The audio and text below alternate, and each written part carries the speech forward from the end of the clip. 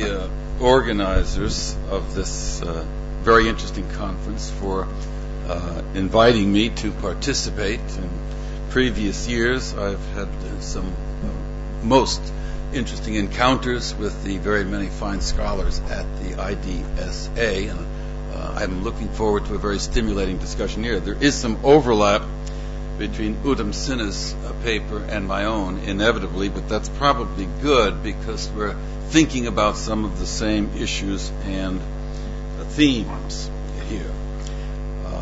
I guess my job is to frighten you, or that's the job I took upon myself. This paper, it is written, it's not in your folder because I wanted to fine-tune it a bit. But if you find it interesting, you have two options before you. One, you can send me a one-line email message stating, please send me this paper when it's completed.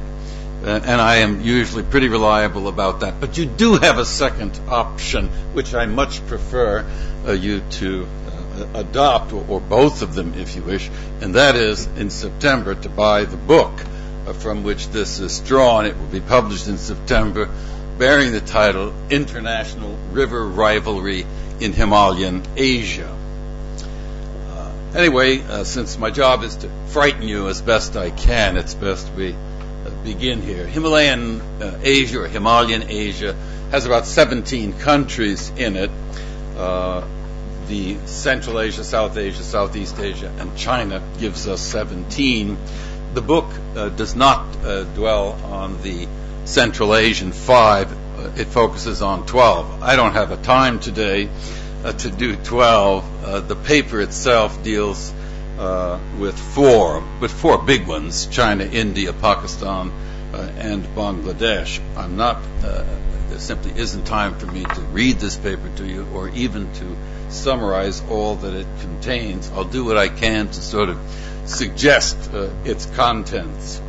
Anyway, the argument of this paper is that the Himalayan Asian region, more precisely the four countries that are included in this subset here in the paper, is in the midst of an acute and unprecedented freshwater crisis, that this crisis is surfacing in a myriad of ways and with great intensity in these four countries, and that the cumulative effects of this crisis are recasting their interstate relations increasingly in terms of water security and water resource rivalry, a development that threatens both to widen the area's existing geopolitical cleavages as well as to stall its already snail-paced progress towards greater regional cooperation.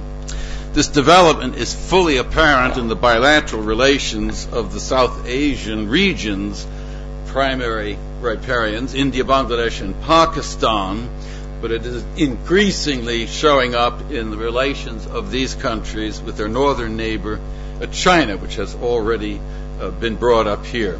I'd like to spend a few minutes here on the first of four propositions that I make in the paper, and that is that the first is that Himalayan Asia's freshwater crisis is unprecedented. Here's where I'm trying to frighten you, and has reached alarming proportions.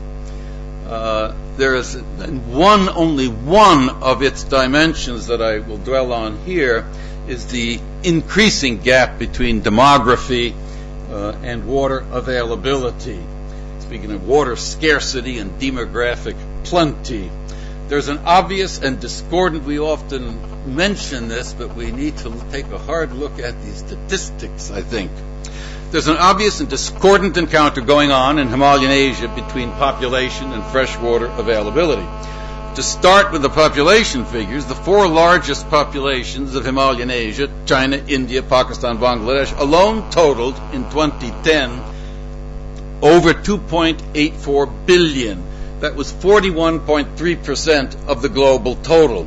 And these four are expected by 2050 to reach an estimated combined total of 3,470,000,000 persons. The four by themselves then claiming just under a whopping 40% of the expected world total of 9.3 billion. Long before then, India, with a population expected to be in the vicinity of over 1.6 billion in 2050, which is only 38 years from now. Many of you will be, I hope, still enjoying yourselves on Earth, not long from now at all. By then, of course, India will have taken from China the rather dubious honor of being the most populous country on Earth. It may have anywhere between 250 and 350 million more people in India than in China, whose population is leveling off. These large populations, by the way, are found mainly in land areas occupying disproportionately small percentages of the world's total land area. India today has to support over 17% of the world's population on from about 2.1 or 2.3% of the world's land area. Pakistan, 2.7% of world population on about 0.5% of the world's land area. In Bangladesh, about 2.3% of world population on about 0.1% of the world's land area. That's about the size of Arkansas or Alabama. And of course, as the populations grow, this unpleasant relationship between land and population is going to widen very considerably. And we can't really be optimistic about China. China is only slightly smaller in size than the United States and occupies about 14% of the world's land area, so it looks favored. But closer examination reveals that it has to support over 19% of the world's population on land, only 14 or 15% of which is considered arable. That contrasts very unfavorably with the U.S., which supports 4.5% of the world's population on land, 18% of which is considered arable. On the other side, water scarcity, casting a dark shadow on demographic plenty, is a readily discernible and unavoidable decline in large parts of Himalayan Asia in freshwater availability per capita. The latest available figures from the Food and Agriculture Organization's wonderful Aquastat database indicate that the three largest and by far most populous countries of Himalayan Asia, China, India, Pakistan, have unenviable water resources when you view it in per capita perspective. In fact, they are the least well endowed of the group.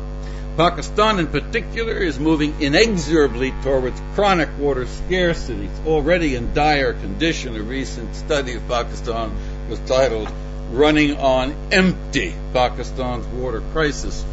In India's case, the dreaded drop into water scarcity and so forth doesn't appear to be too many decades away, at least according to the IPCC working group on climate change and water.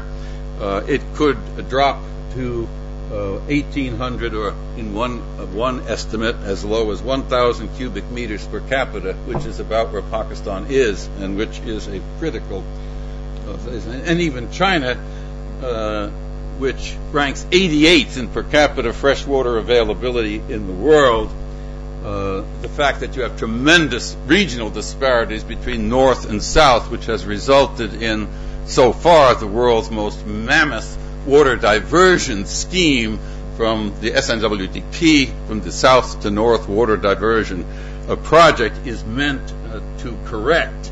So they too face enormous problems, and recent studies indicate that within 20 or 30 years China is going to be in fairly desperate straits when it comes to its water resources. It's already been spoken to, so I'll just spend a minute here on trying to get you frightened. And one of the frightening things, of course, is that we really can't depend upon international law or the United Nations, or even, I don't think, on bilateral and multilateral agreements to solve the problem for us. There's just not much going here. If we look at international law, there's little there to give us to feel complacent. The Convention on the Law of the Non-Navigational Uses of International Watercourses, which was already mentioned, That was adopted on 21 May 1997 after 30 years of intense negotiations. It has a lot of weaknesses, but certainly one of them, maybe not its worst weakness, is the extraordinarily sluggish ratification process. As already mentioned, it will take 35 instruments of ratification for it to go into force for those who have signed it.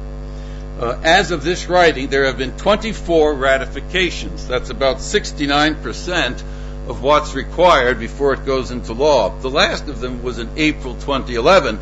That's 14 years after the convention's adoption. You can, if you're a mathematician, you can perhaps compute how many more years or decades it will be before it comes into effect for those 36 out of 192 world nations that happen to have signed it. And of course, that's one of the problems, because the ratifications break down this way. Europeans are always leading us, 10. Africans, 8. Middle Eastern, 5. Central Asian, 1. Among the ratifying states is not a single one of our dozen Himalayan Asian countries. One of them, China, as mentioned, was one of 3 in the world to turn thumbs down and vote against adoption of the convention. Since it's about 1 of every 5 persons on earth is Chinese, that's an important fact to keep in mind. 5 of them, India, Pakistan, Afghanistan, Myanmar, and Bhutan, either abstained or were absent. And that 6 of them, Bangladesh, Nepal, Cambodia, Laos, Thailand, and Vietnam, the exception of Nepal, all geographically ill-positioned as lower riparians, or clearly the case of Nepal, exceptionally poor and weak. They understandably voted in favor. Neither China nor India, the principal upper riparians of our group, threw its support to the convention. Neither did any of the region's nuclear weaponized and militarily most powerful states, China, India, Pakistan. It suffers from other limitations already mentioned in its wording and so forth. Anyway, I conclude here. In brief, one should not bet the farm on international law's ability to move Himalayan Asia towards greater basin-wide cooperative management. I guess we have to look someplace else. Now, my paper and the book goes into enormous detail. I've been accused of being wordy, and maybe there's some grounds for that complaint. 103,000 words in the book, not that many in the paper. But I go into great detail about the Indus Waters Treaty and the tests to which it has been put in the last decade. First, over the Baglihar Dam dispute, which was dealt with by a neutral referee, a Swiss engineer, from 2005 to 7. And you know that his judgment in that case greatly favored India. And in a way, the fact that India and Pakistan accepted this formula, the procedure, and then accepted the judgment is, you could argue, is a strong testimony that the IWT, after all of these years, from 1960, is now 62 years old, 52 years. It just celebrated its 50th anniversary 2 years ago. It's an indication that it still retains some vitality and so forth. And you also know that the International Court of Arbitration in The Hague is currently reviewing another case between India and Pakistan over the Kishanganga hydroelectric project on the Jhelum, or a tributary of the Jhelum River. That decision is not expected until early 2013, about a year from now. I would wager that it's going to be an extremely important decision. If either side or both are terribly dissatisfied, that could be the straw that breaks the back of the IWT. On the other hand, I wouldn't want the judge's job, because they're all going to develop hernias attempting to sort out the issues. It is extremely complex and difficult. It's a tremendous challenge. It's a great panel of jurists. And so I hope that they are able to use this one panel as an instrument to facilitate and enhance progress towards greater cooperation between India and Pakistan. We'll see. That's quite a a task to assign to them. In any case, how many minutes do I have? Okay? Yeah. A third proposition that I make is that all of the 4 countries we are considering here are beset with food insecurity, and all are hugely dependent on agricultural irrigation for the production of food. This is often overlooked. This region we're talking about, this is the most irrigated place in the world. So irrigation waters coming from those rivers, if it indeed comes from the rivers, is hugely important to the futures, to the food security of all of these nations. Roughly, just a few statistics, bear with me, roughly 11% of the globe's total land surface is arable land under cultivation. Only 18% or so is irrigated. Yet, the importance worldwide of this relatively small irrigated portion of the Earth's irrigated arable land, since it's concentrated mainly in the less developed parts of the world, is enormous. According to figures compiled by FAO, whereas irrigated lands at the close of the 20th century comprised about 20% of total arable area in developing countries, they accounted for 40% of agricultural production and close to 60% of cereal production. By far the greatest concentration of the world's irrigated land, close to 65%, 2/3, is in Asia, about 35% of it in South Asia. Moreover, these 4 Himalayan Asian states we're addressing here, ranking among the top 10 irrigated countries in the world, together account for just over half of the world's irrigated lands. China, India, and Pakistan alone account for 80% of the irrigated acreage in Asia. The highest irrigation density of all is found in northern India and Pakistan, in the Ganges and Indus basins. And with its irrigated land at just under 70% of its total land area under agricultural production, Pakistan is number 1 in the world in density of irrigation. That goes some distance to help account for the fact that Pakistanis are worried about their future water security because of its close tie to their future food security. It's really at the top of the world's list in terms of facing a terrific crisis. I'm going to skip a whole lot of pages here that would just add to the doom and gloom, and turn to my 4th proposition, which has to do with the Brahmaputra and China, because that's come up a number of times here.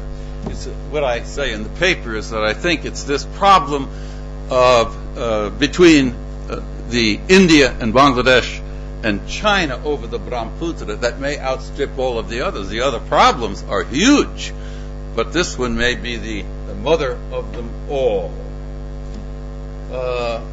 What are China's plans? Well, we know that China's opacity, its reluctance to share information, whether with Southeast Asian Mekong River nations or with South Asian nations, has gained it enormous notoriety and so forth. But we do know, and of course with satellite photography, we know quite a bit and can nail things down. There are already 10 hydroelectric dams on tributaries of the Brahmaputra up there in the Tibetan Autonomous Region of China. There are 3 more under construction. There are 7 more under consideration, and there are 8 more proposed. That comes to 28 dams on the Brahmaputra or its tributaries. 5 of these, either underway, planned, or planned, are directly on the Brahmaputra. This is the first time that the Brahmaputra, any place on its entire run, would be directly dammed. And 1 is almost complete, expected to be finished in 2014. So there's no question the Chinese are underway damming the Brahmaputra. But these are hydroelectric dams where, for the most part, they absolutely impact downstream river hydrology in 15 different ways. But they do pass the water on after it's run through the turbines and produced power. So you can't complain that it's not the same as diversion. At at the present time, the Chinese are said to be eyeing the great bend of the Brahmaputra for a hydroelectric dam. It's an incredibly beautiful place. It's said to be the largest and longest canyon in the world, so it's very tempting to put a hydropower dam in it. And the Chinese have given it very serious thought, and in the judgment of many, they're going to do it. They're planning a 38,000 megawatt project that dwarfs the Three Gorges Dam, which is by far the biggest thing on the planet. The Chinese think big, no doubt about it.